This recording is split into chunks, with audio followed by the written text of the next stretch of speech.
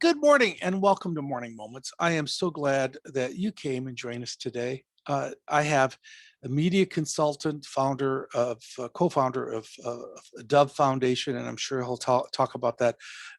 From Michigan, we have a lot of Michigan connections. We've been talking about Michigan a lot. Go Blue. And I want to welcome Dick Rolfe. Dick, welcome to Morning Moments. Thanks, Andy. It's great to be here with you. Tell me about yourself. Tell me, what do you do and why do you do it? Well, the why is really goes back almost 30 years. As a parent, when the home video industry started up, my wife and I were very concerned because we had preteens who loved to watch movies. And we were able to filter everything that they watched before we took them to a movie. But when home video came out, there was no filter. And so we went into the local video stores and we found, to our surprise and shock, there were a lot of videos there that were totally inappropriate for the family. In one video store, they had a copy of Basic Instinct next to a copy of Bambi because they had alphabetized the list, which is ridiculous. Yeah. But we decided that we had to do something. So a group of us got together and we decided to review movies ahead of our kids and build a list because we know kids are pro-choice, right? They like to have choices. And so by doing that, we gave them choices within this list that we had pre-screened and pre-approved. And since we were calling on the power of the Holy Spirit to guide us in our choices, we called it the Dove list in deference to the Holy Spirit. And that list, we had about 600 titles in it. An Associated Press reporter interviewed me. The interview ended up on 165 newspapers nationwide. And they included my Office 800 number. And within 2 weeks, we had over 2,000 phone calls from people all over the country wanting a copy of the Dove list. So that's when we decided God had something bigger than family. And so we incorporated in the Dove Foundation and on we went.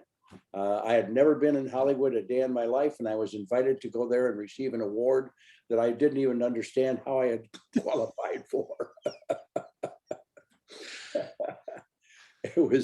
And it was at the Hollywood Anti-Pornography Coalition. They offered me an award for something, I don't know. So I accepted the award, and that in that meeting, there were about 30 people that were big names in Hollywood, writers, producers, directors, all kinds of big name people, actors. And so I became instantly introduced to these people, and they just gathered around and lifted me up and said, how can we help? We want to help you spread the word because we're in the business and we know how bad entertainment is. We're ashamed of half the stuff we make. So they started me, and Steve Allen was probably one of the biggest cadets that we had that worked for me. He worked tirelessly for Dove and would introduce me to people, the heads of studios, and I would walk in with Steve, and as a matter of fact, his picture is right up there with Robert Schuller and Schuller's wife and Steve and myself. So anyway, we had a wonderful time, and in cut to the chase, in 25 years, we had over 2,000 approved movies, and we had a list of over 500,000 subscribers to our website, which is at dove.org. And we were one of the first people to get on the internet. This was back in 99 and 2000.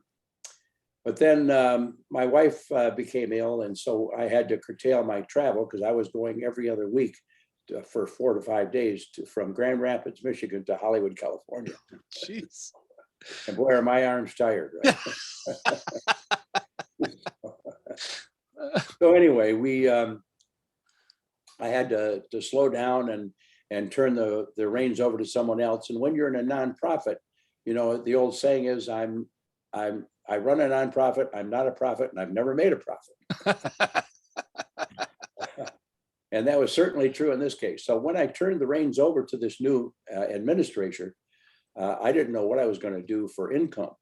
But what I didn't realize was that there was an asset that I had developed over that 25 years, and that was all the contacts that I had made in Hollywood. So when my retirement was announced, the phone started to ring again. And these were people from Hollywood wanting me to help them take their projects to the next level. They were writers, producers, directors, authors of books wanting to get their stories up one more step on the ladder. And so that started me in the consulting business, and I've been doing that now for the last 5 years. Well, brother, I want to tell you, I don't know why I interviewed you, but you've been a great inspiration to me because I'm stepping into retirement, and maybe even while this is being aired, I'm retired. And sometimes I question, well, God, what do you got for me? And it's just refreshing to hear your testimony that the best is yet to come. And God has got, just like all my life is, if you just depend on God, he supplies all your needs according to his riches and glory. Right. And it's not what you know, it's who you know. And I know Christ, and he is the founder, and he's the author and finisher of our faith. Yep, it's not who you are, it's whose you are. Whose you are. I like that. It's whose you are. I love that one. Great.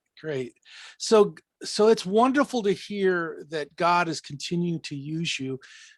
This has been some trying times. Is there anything that you feel God has spoke to you, any message that God spoke to you during this time that you'd like to share with our audience?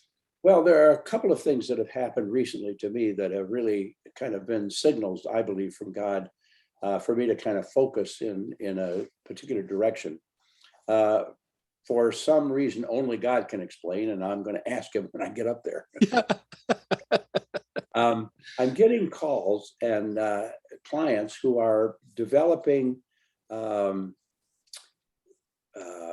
movies or stories about women who were in slavery, in sexual slavery. Mm-hmm. And I have like 3 clients in a row now, including Hannah, which you're aware of. Yes. She's one of, actually, that makes 4 that I've been contacted recently by, who want me to help them get their projects up to the next level. And I'm really moved and stirred by that. So I feel that that's something that God is calling me to, that's kind of a niche within my own ministry. And so I'm going to start focusing on that. Yeah, I just interviewed some folks in Orlando who produced a couple of films. Several folks I've interviewed in Orlando has produced some films about sex trafficking and how terrible it is, and there's more and more people bringing to light this terrible trade and terrible bondage that the enemy has had on people. And a lot of people think it's all about foreign countries, but there's a lot of it happening right here under our own noses. Absolutely. I have a friend who is the founder and director of an organization that rescues women. It's called WAR, Women at Risk. And she's located in Grand Rapids. Her name is Rebecca McDonald. MC, capital Donald. Looks like the restaurant. I see you writing it down. Yeah, you see, that's exactly right. Because I just interviewed a gal that the interview's probably going to be on about the same week that you're on here at Morning Moments, that runs a similar organization in Orlando. And so it'll be good to get in contact with what they're doing in Grand Rapids as well. So good. But I think with all of the pandemic notion and everything, everybody's focusing off of some serious problems and focusing on the pandemic. Yeah. And what that's done is that's taken the spotlight away from things that need to be dealt with, like children in disturbing homes and children trying to deal with education under these limitations that they have. I mean, there are just so many issues that are bubbling up below the surface that are caused by or being distracted by the pandemic. I love that word distracted, because I really believe that there has been an absolute distraction in the pandemic and politics and from a lot of things to what the heart of God is. Exactly. And the heart of God is for people.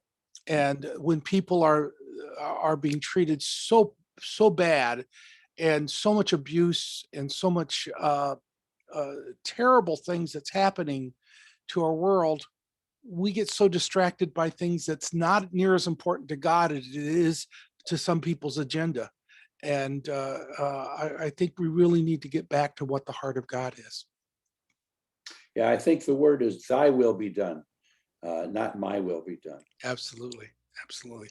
Well, Dick, I really appreciate you taking the time and being on Morning Moments. I'm going to put some information down below about your organization that you now have passed on the baton to somebody else. I used to say that our race is not a sprint, but it's a marathon for our race for God. But I'm realizing it's not just a marathon, but it is a relay race. And it's time for us to pass that on to other folks, our information, knowledge, and experiences. So it's great to have you on my show. There's some of you that need to pass this interview on to other people. And there's a great ministry that he's done. And his foundation is continuing even after he's retired.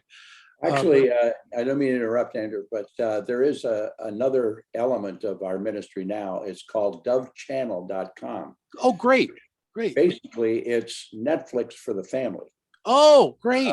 It's a subscriber network. It's about $4 a month. And it's all you can eat, but only Dove approved movies and videos. Oh, great. Great. Channel.com. Dove Channel. I'm so glad you said that. I'm going to check it out because we're always looking for alternatives because, even on television, you can't even watch the commercials anymore.